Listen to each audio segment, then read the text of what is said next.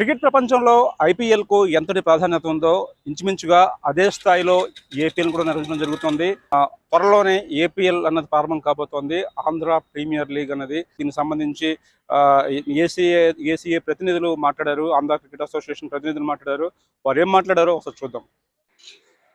ముఖ్యంగా Andhra cricket association Andhra premier league ద్వారా ఏదైతే ఆంధ్రప్రదేశ్ రాష్ట్ర క్రికెట్ టీం ఉందో ఆ క్రికెట్ టీము స్టాండర్డ్స్ పెంచేదానికి, అదేవిధంగా మారుమూల ప్రాంతాల్లోని ప్రతిభావంతులు క్రీడాకారులు ఎవరైతే ఉన్నారో వారందరికీ కూడా జాతీయ స్థాయిలో గుర్తింపు వచ్చే విధంగా ఐపీఎల్ లాంటి టోర్నమెంట్లో పాల్గొనడానికి వాళ్ళకి అవకాశాలు వచ్చే విధంగా, తద్వారా జాతీయ టీంలో స్థానం సంపాదించుకోవటానికి ప్రతి ఒక్కరిని కూడా ఏపీఎల్ ద్వారా షోకేస్ చేయడానికి ఆంధ్ర క్రికెట్ అసోసియేషన్ ఈ ఆంధ్ర ప్రీమియర్ లీగ్ని వాడుకోవటానికి ప్రయత్నిస్తుందనే విషయం మీ అందరికీ తెలియజేస్తున్నాను. ఈసారి దాన్ని ఇప్పుడు 21 మ్యాచ్లుగా పెంచడం జరిగింది.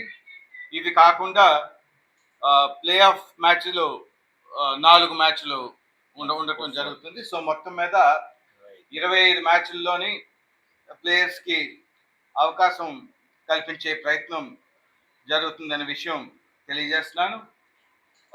ఈ ఫ్రాంచైజీస్ వాళ్ళు బిడ్స్లోని అత్యధికంగా 2,50,00,000 అత్యధికంగా బిడ్ రావటం జరిగింది. ముఖ్యంగా ఈ సీజన్లోని మరి ప్లేయర్స్కి ఎక్కువ అవకాశాలు వచ్చే విధంగా, అదేవిధంగా ప్లేయర్స్ వాళ్ళ ప్రతిభని ఎగ్జిబిట్ చేసేటప్పుడు ఐపీఎల్ టీమ్స్ ఏవైతే ఉన్నాయో వాళ్ళ టాలెంట్ స్కౌటింగ్కి ఎవరైతే ఉన్నారో వాళ్ళని కూడా ఆహ్వానించి మరి ఈ ప్లేయర్స్ని యాక్షన్లో చూసే అవకాశం కల్పించడానికి ప్రయత్నాలు జరుగుతున్నాయి.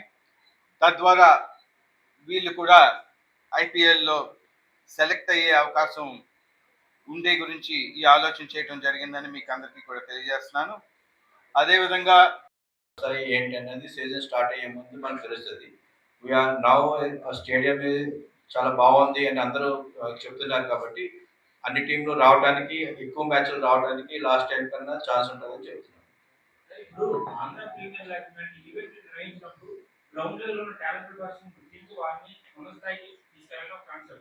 సో ఇంత ఈవెంట్ చేసిన తర్వాత మనం అనుకున్న స్థాయిలో అంత అచీవ్ చేయగలుగుతున్నామా ఆంధ్ర క్రికెట్ అసోసియేషన్? ఏదో ఒకరితో తప్పించి మిగతా వాళ్ళందరూ కూడా గ్రౌండ్ లెవెల్లో ఉండిపోతున్నాం వాళ్ళని. అది మీరు ఒకసారి అర్థం చేసుకుంటే లాస్ట్ టైం ఏపీఎల్ ఆడిన వాళ్ళు ఆంధ్ర నుంచి 9 మంది ఆడారు. 9 మంది ఆడారు అంటే 9 మంది కింద స్థాయి నుంచి వచ్చిన వాళ్ళే. మీకు పైలా అవినాష్ ఎక్కడున్నారు? పైలా అవినాష్ ఇదివరకు ఏం ఆడారు మీకు తెలియదు. ఆయన పంజాబ్కి ఆడారు. ఎస్డిఎన్ ప్రసాద్ లేకపోతే టి విజయ్ వీళ్ళందరూ కూడా కింద స్థాయి నుంచి వచ్చిన వాళ్ళే.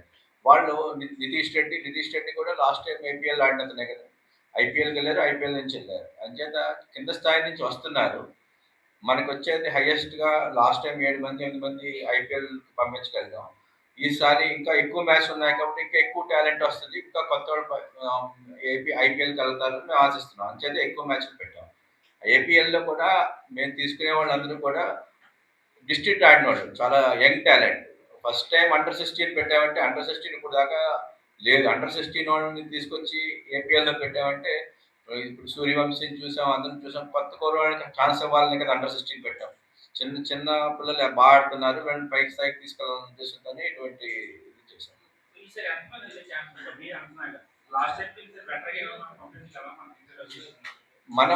మనం పుష్ చేయడం అంటే వాళ్ళ పెర్ఫార్మెన్స్ బట్టి ఉంటుందండి. మనం ఎక్కువ మ్యాచ్లు పెట్టడం ఉంటే అందరికి ఇంట్రెస్ట్ చేసేది. ఆ తర్వాత వాళ్ళు ఆడటం బట్టి ఉంటుంది, వాళ్ళు ఎంతవరకు ఆడగలరు అన్నది. మనం అన్ని రకాల సౌకర్యాలు ఇస్తాం, ఫిట్నెస్ కానీ కోర్సెస్ కానీ ఇవన్నీ రకరకాల సౌకర్యాలు అన్నీ ఇస్తున్నాం. అన్నీ ఇచ్చిన తర్వాత ఎంతవరకు ఒక విధంగా చూస్తే ఆంధ్ర క్రికెట్ అసోసియేషన్ ఇదివరకు మీద ఇప్పుడు ఎక్కువ మంది ప్లేయర్స్ వెళ్ళారు. ఇప్పుడు దాకా 7-8 మంది ఐపీఎల్ ఆడింది ఎప్పుడు లేదు. సంవత్సరానికి ఇద్దరు ఒకళ్ళు ఉండేవారు. ఈసారి 8 మంది వెళ్ళారు. నెక్స్ట్ ఇయర్ మేము ఎక్స్పెక్టేషన్ మినిమం 15 మంది వెళ్ళాలని మాకు కోరిక.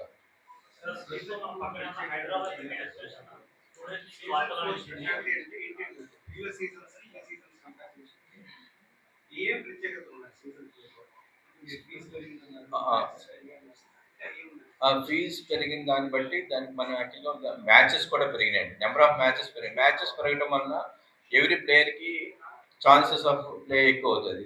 అలాగే మేము ఏంటంటే మెయిన్ ప్రతి మ్యాచ్లో కూడా ప్రత్యేకంగా అవార్డులు ఇవ్వడానికి ప్లాన్ చేసుకున్నాం. ప్రతి మ్యాచ్లో 4-5 కొత్త అవార్డులు ఇవ్వాలి. దానివల్ల అంటే ఎవ్రీ ప్లేయర్ని ఎంకరేజ్ చేసినట్టు ఉంటుంది అని చెప్పేసి ఆలోచన. అలాగే ఏం లేదండి, మంచి ప్రైజ్ మనీ అన్నీ కూడా చాలా అధికంగానే ఇవ్వడం జరుగుతుంది. అన్నీ కూర్చొని డిసైడ్ చేస్తాం. అది వాళ్ళకి ప్లేయర్స్కి ఎంకరేజ్గా ఉండటం కోసమే చేస్తాం. ఇవన్నీ కూడా చాలా ఎక్కడా కూడా ఇదంతా ఒక సిస్టమేటిక్గా ఒక ఐపీఎల్ చేసిన ప్రొఫెషనల్ టీమ్నే పెట్టి వాళ్ళతోనే ఆర్గనైజ్ చేస్తున్నాం. మొత్తం అంతా కూడా ఎలా చేయాలి ఏంటి, స్టార్ వాళ్ళతోనూ సోనీ వాళ్ళతో కూడా ఇద్దరితో నెగోషియేషన్ ఏదో ఒకటి ఫైనలైజ్ చేసి మొత్తం ప్రపంచం అంతా చూడగలిగేటట్టు మన ఆంధ్ర ప్లేయర్స్ని చేస్తాం.